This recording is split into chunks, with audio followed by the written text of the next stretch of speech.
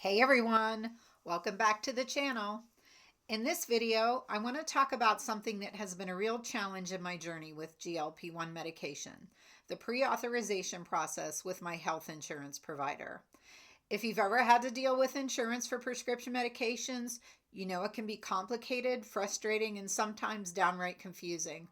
I'm going to walk you through the process I've been going through with my insurance provider and share some of the hurdles I've had to jump over to get this medication covered. So on February 4th, I had an appointment with my primary care physician. At this appointment, I discussed the possibility of using GLP-1 medication to help manage my weight. My weight has been contributing to several health issues over the years: high blood pressure, high cholesterol, and being in the pre-diabetic range for almost 10 years now. Another doctor had mentioned GLP-1 meds to me a few years ago, but at that time, I was still determined to try losing the weight on my own first.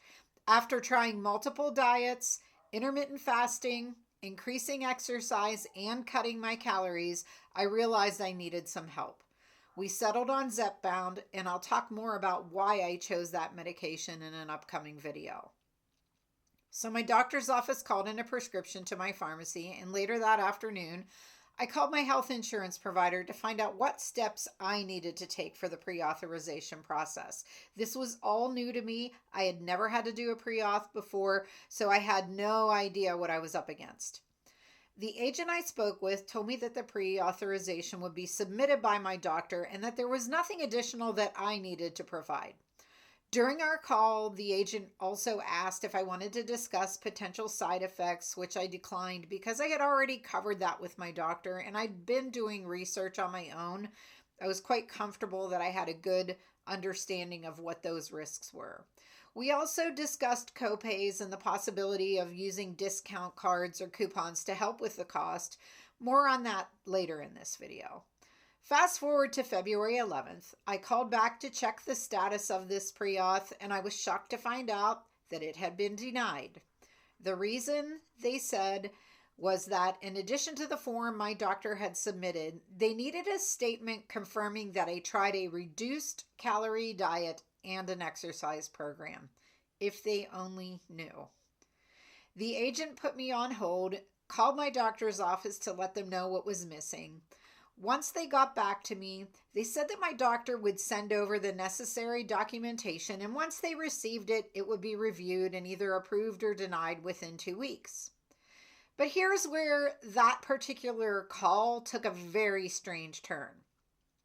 The agent kind of switched gears and started talking to me about the medication. She specifically mentioned that she was about my age. She said she was premenopausal, and that after she read about the side effects, she decided she would never take that medication herself. I politely explained to her that I had done extensive research on the potential risks and I was willing to weigh them against the benefits, especially considering my health risks for heart attacks, strokes, and diabetes.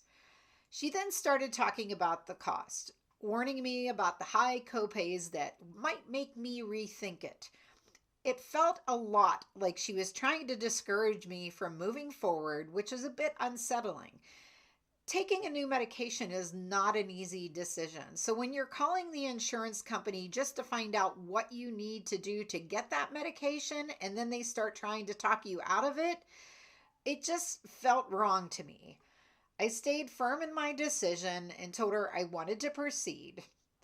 We ended the call. On February 13th, I called back again to check the status. I found out my pre-authorization was denied a second time. This time, the reason was that the supporting documentation had been attached incorrectly and marked as a duplicate submission. Essentially, instead of reviewing the second submission, the insurance company saw it as the same information being submitted twice and they just deleted it. I was speechless. I asked what my next option was and they told me that a peer-to-peer call would be needed.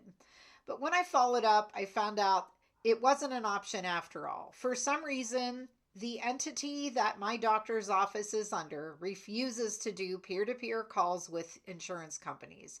I have no idea why. I know many people whose doctors do that for them, but for some reason, this entity that my physician is under refuses to take part in peer-to-peer calls.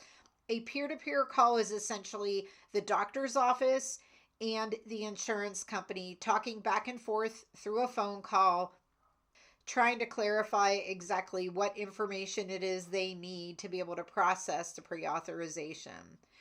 Usually, if they can do a peer-to-peer call, it's something that's approved, if not that same day, within a few days after.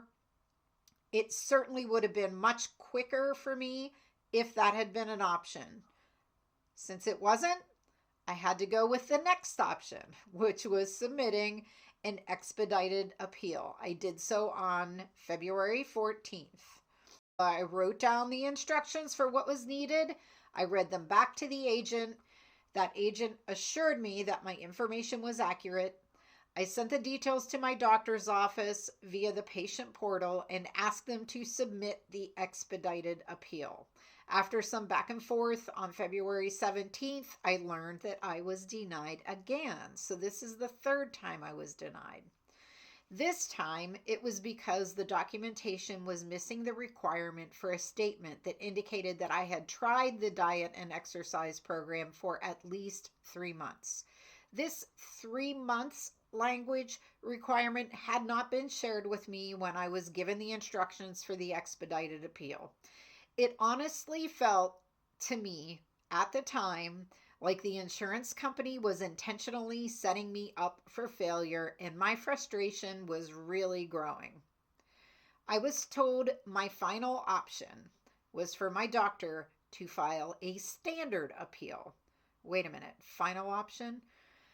I asked what would happen if that was denied, and I was told I'd have to start the process all over again. I confirmed the steps that I needed to take with this standard appeal, by reading them back to the agent 3 times to make sure I had all of the information. And he reassured me that everything was in place for approval based on my medical history. I had the instructions written down correctly. There should be no issues with this one going through. But then, the very next morning, my husband handed me a letter from my insurance company. It was the initial rejection letter from that very first submission. I couldn't believe it took them that long to get the letter to me. If I had waited for mail correspondence instead of being proactive with phone calls, I would have found out over 2 weeks after my pre-authorization was submitted that I had been denied. That's why it's so important to advocate for yourself and be very proactive. After reading the letter, I noticed something that hadn't been shared with me in the phone calls. My doctor's statement needed to include that I would continue the diet and exercise program while on the medication.